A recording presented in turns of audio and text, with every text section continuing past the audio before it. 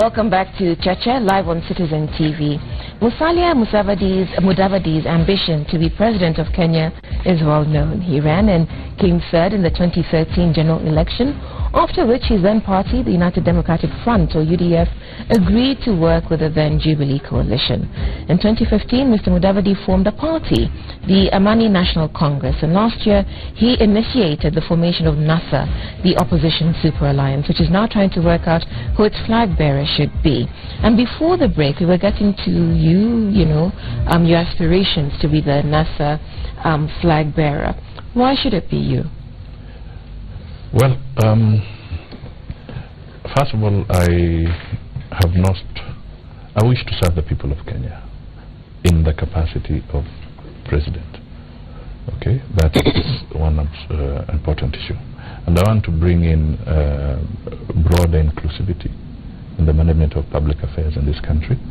I would also like to see politics being seen and taken more seriously in this country. What do you mean? Politics is the blood of this country. I mean, let me put it this way. We have seen some very unfortunate trends evolving around matters of politics in this country, where people are looking at it not as a service to the people, but they're looking at it in the context of being a game of deceit, being a game of simply outmaneuvering each other and sitting on a particular post.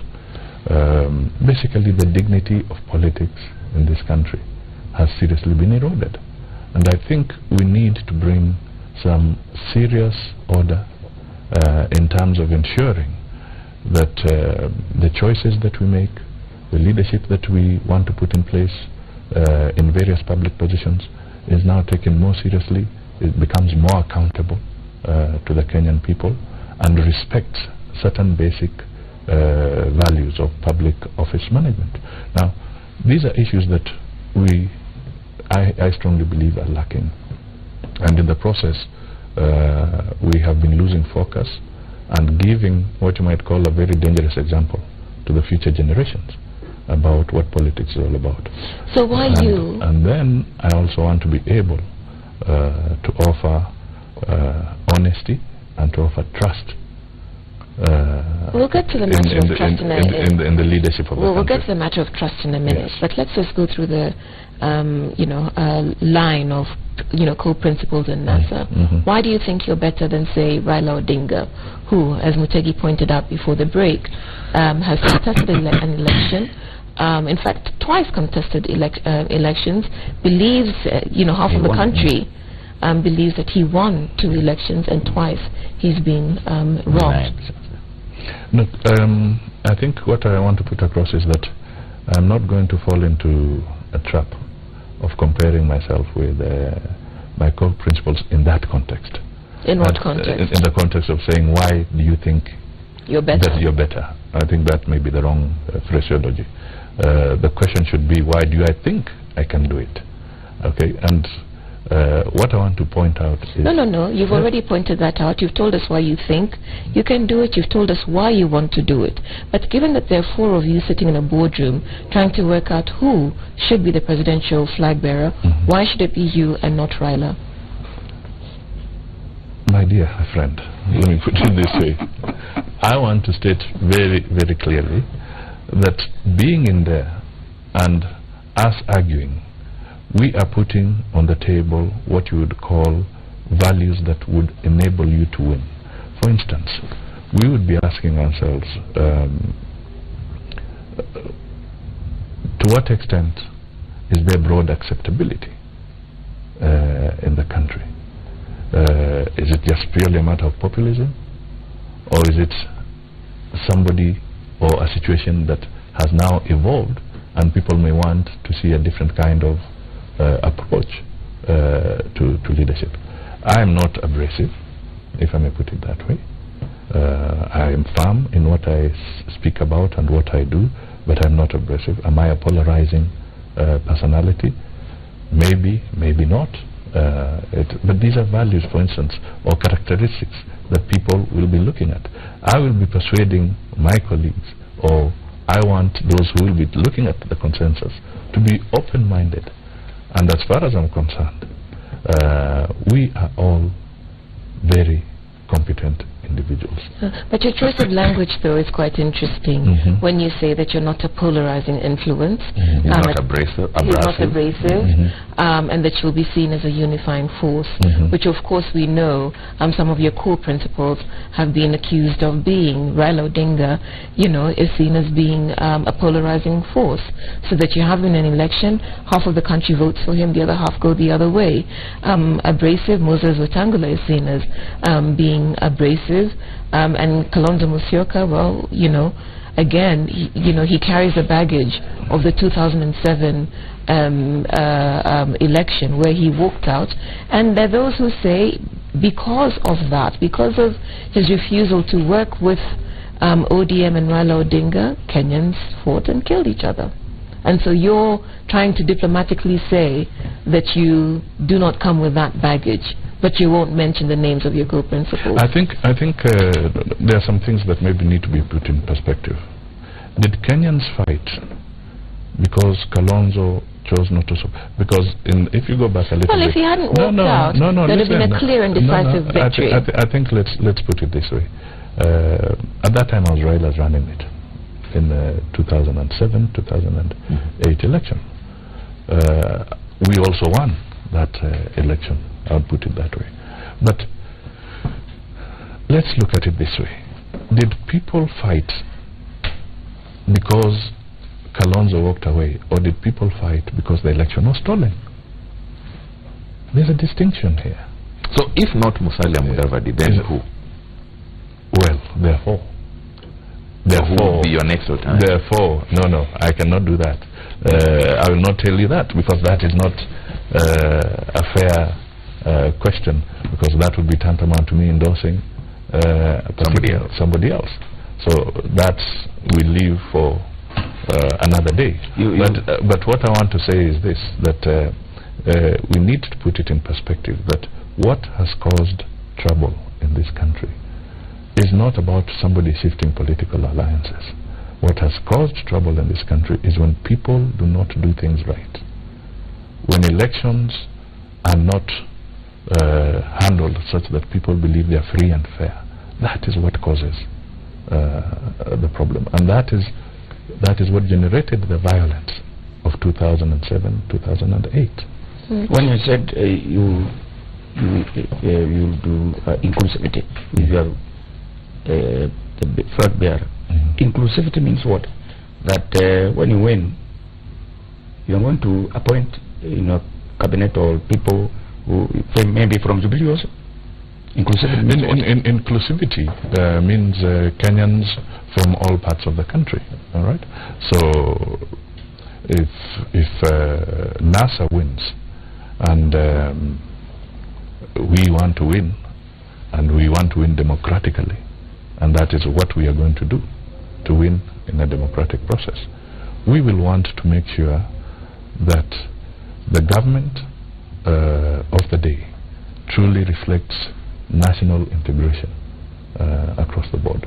It should not be where you're born or where you come from, but you should have a right to hold any particular post based on the merit and the qualifications of that particular But if we go back to the flag bearer, I want to exhaust it before we move on. There was the opinion poll at the weekend, which seemed to suggest that of the four of you principals, that Raila Odinga remains the most popular. Is that something you'd agree with? What did you think of the poll? No, I don't agree with it. I've always had my reservations about these polls. And about the polls in general? Polls in general. And we have seen there may be a tool to help in guiding people, but there's been a certain opaqueness about polls conducted in Kenya, which has never quite been answered. Normally, who has funded it, who was sampled, and what have you. They'll give you those statistics. But all I can tell you is that even in countries like in countries where there's more developed polling methodology, they have now shown that they're failing on some of them. The last one was the Trump one. Everybody assumed that Hillary Clinton was going to win, and even up to the last few days, the polls still showed that Hillary was going to clinch the position. Then Trump took it. We saw the Brexit thing. At that time, again, the pollsters were saying that Cameron and his team were going to win. Then there was the Israel election, where they were saying Netanyahu was going to lose, and Netanyahu ended up winning. So is that a comment on the fallibility of polls, yes, and or then, whether they're used as a tool of manipulation? Yes, and then here, that is both ways. But here, and in fact, as far as I'm concerned, the person who did those polls, Infotrack. Yes, as far as I'm concerned, it's a serious disservice to the NASA fraternity that when they're going through a very delicate process, that you'd want to release those kind of polls. If the purpose is to help in cementing the process, unless the purpose is completely different, maybe to either prop up an individual or to completely try and throw a spanner into the works during this very delicate process, I would actually advise the team here that let us take this. When I say the team, let us take the process of identifying our flag bearer very seriously, and this is the time when we should be very careful that we are not influenced by maybe simulated arrangements out there. Let us keep our eye on the ball and make sure that the person that comes out because the genuine aspects and true values within the context of the NASA criteria has been taken into account. How would you respond to How would you respond to people who say that this, consensus building process is a sham, that the flag bearer is already known, and what the three of you might be jostling for is the running mate position? Maybe not even three, two. That is very unfortunate. The other day I was talking to the Pilipili radio and I told them, people keep on undermining and underrating what teamwork is all about. All right? But it's the examples you set for us. Well, let me tell you. I have a nickname. They call me Messi. Phantom? That's the school days. But in the current arrangement, they say this is Messi on the football. And I was telling the people on this Pilipili radio, I told them, look, if you took Messi and you put him on the pitch alone against a very weak team of 11 people, no matter how good he is, he'll be seen as nothing. All right? So the message I'm putting here is that whether you have a Ronaldo in our team, whether you have a Messi, whether you have a Suarez, whether you have a Neymar, unless they are working as a team, this negative angle of trying to project Musalia Mudavadi as the sole person who would do it, or Wetangula as the sole person who will do it, or Raila as the sole person who will do it, or Kalonzo as the sole person who will do it, is a negative approach, because this is teamwork, and victory for NASA will only come when we appreciate and value each other as members of a team. You have mentioned several times that NASA is a very delicate arrangement. Are you confessing that you are standing on sand and that what you people are doing is just putting up a brave face? No. To build a good house, you must have a foundation that is built on rock and not on sand. So when I say it's a delicate arrangement, it is a delicate arrangement because we want to have the foundation of NASA right. Okay, that is what we mean. So we want to do it systematically so that the underlying issue within the NASA context must always be seen that the strength lies in the unity. I don't know what unity is there. First of all, you are not going to have joint nominations, which means, like in Mombasa, for instance, you are going to have Joho fighting with Hassan Omar and Awiti Bolo. Yeah. Now, the same thing will happen with the governors. So you have in Kakamega we have Oparanya and Halwale. My friend, but let me you cannot, competition and unity are very different things. It does not mean that if you have lack of competition, then that is when there is unity. Come on, we have to be serious here. This is the whole idea of a competitive process in terms of more people showing interest is good and healthy for the National Super Alliance, because then it shows that people have an attachment to this arrangement. It means and we should encourage a process where if people are coming forward and they feel they want to compete for the posts, that is healthy. Now, if you reach a stage as it is now in the Jubilee, what is obvious is that the incumbents want to retain their positions. That does not mean that there's unity in Jubilee. But that's a very different configuration. I mean, even as we speak, there are guys within Jubilee who are also thinking of walking away. Yeah. Okay, for their own reasons. But the fact of the matter is this: these two gentlemen who are there because they are the incumbents. Okay. Now, if you declare yourself as the sole candidate, then does that mean that because you have declared yourself the sole candidate, then there is no issue here? So let's distinguish between competition and a situation of what is there. So let's hear from our viewers, and the question we're asking them, which you'll have heard, is what they think about your prospects for 2017, whether you would be the NASA presidential flag bearer, and whether they would vote for you. So let's start with Mashuma at the coast. Mudavadi would make a great president, and any of the NASA principals would.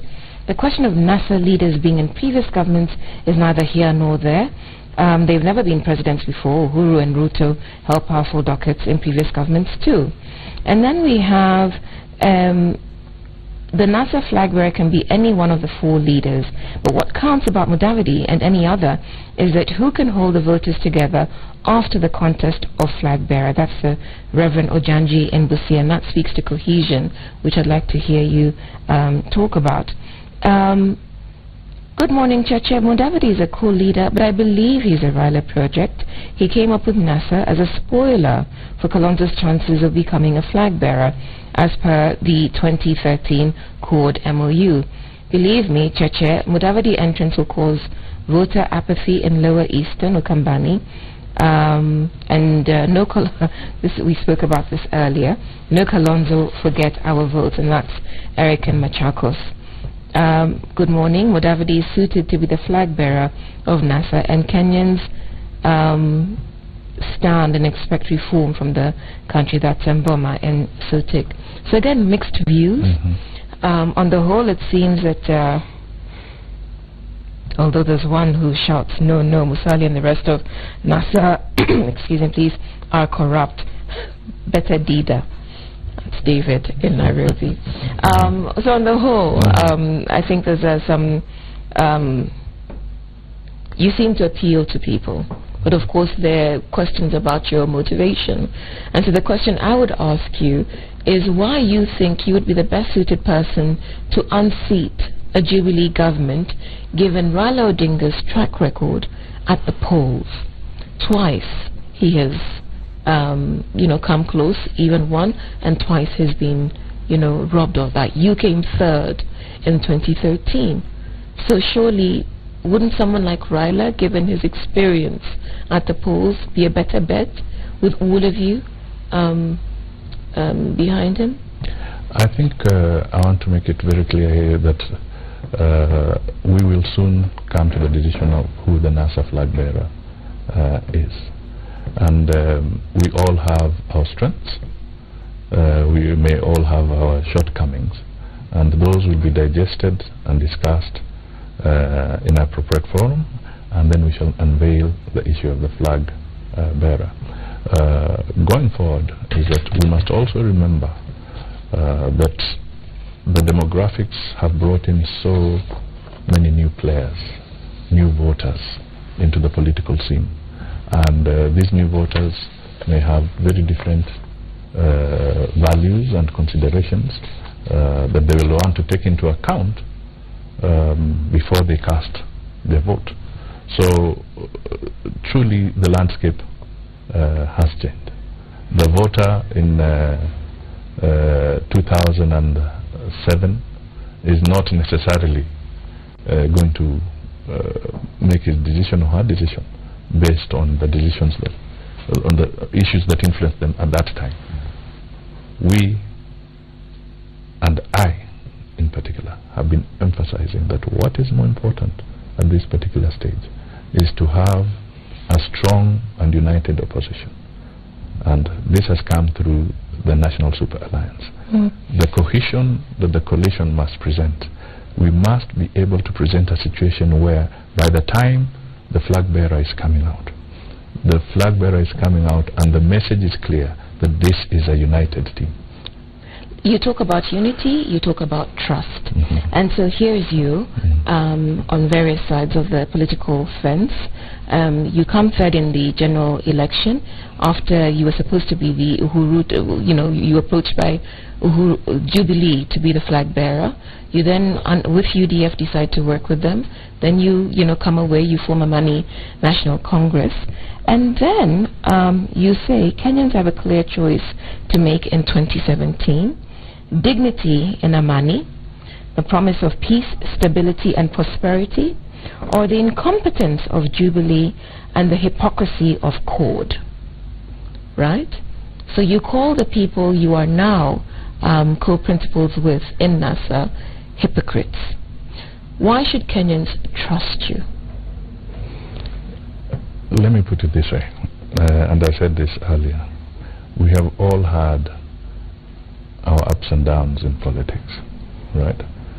And in this context, I said at that time, before we had teamed up, I said the hypocrisy of God. I did not personalize anything about the core principles. Let's be sincere there. Yeah. But CORD was formed by the principles. Yeah, but it's the values then that I saw, or the principles of something, or some specific issues that I looked at. But more important.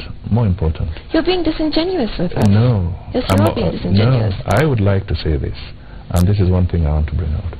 If we look at the checkered career, or the career of all our politicians, including me, including Raila, including Kalonzo, including Weta and others, haven't we all had certain moments where we have made moves in a particular direction? And that's because you're looking out for your own personal selfish interests, not for the interests of the public. Well, all politicians in Kenya have been that. Should we say that? I mean, no, I'm putting it to you that you and your co-principals. If you were to say that you want to analyze Kibaki from cow. We're not analyzing Kibaki, we're analyzing you. Now, but in there, you're making me analyze my colleagues. No, this is you. So what has changed about this? These hypocrites, yes. What has changed in CORD about the hypocrisy? Look, the mission here, and I don't want us to lose sight of it, is that we are focused on removing the Jubilee government. All right? And then what for Kenya? And then we provide better leadership. We want to be able to steer by being there. We cannot, we are opposition, but we have to present the alternative. And the alternative is that we get to the position and then offer our policies to the people of Kenya. Which takes me back to the question I asked earlier. Is it about the person at the helm, or is it about that person and the team? You said that person and the team. So it's Musalia Mudavadi and a team of hypocrites. No. Sorry, gentlemen and lady. I will not take that. I mean, we talked about the policy around CORD. All right? I did not talk about any individual in CORD as a hypocrite. So CORD is Wetangula, Kalonzo, and Raila. No. NASA is Musalia, Wetangula, Kalonzo, and Raila. No. NASA is bigger than us. Okay? We are 4 individuals. We may, at this stage, be at the helm, but NASA is bigger than us. And when we are developing policies, we are not developing policies as 4 people. We are developing policies and programs that will involve the participation of our other members. And it's through that generation that the policies come on the table. All right? So, I may say that a policy position is hypocritical. All right? But that is very different from saying an individual is a hypocrite. But the other side of the coin is this, that at one time or the other, Raila had very nice things to say about you. That is it. People can say things. Sometimes maybe he's angry. Sometimes maybe he was speaking to win a particular political argument at one point in time. But that should not cloud my vision in terms of what else we can do going forward. So we'll ask you some specific questions about how President Musalia would behave going forward. But now we've got to take a break. This is Cheche on Citizen TV. Our SMS number is 22422 and our Twitter hashtag is Cheche. What do you make of NASA principal Musalia Mudavadi's prospects for 2017? Would you vote for him? Tell us. I've just told you the number again. It's 22422 or Twitter Cheche.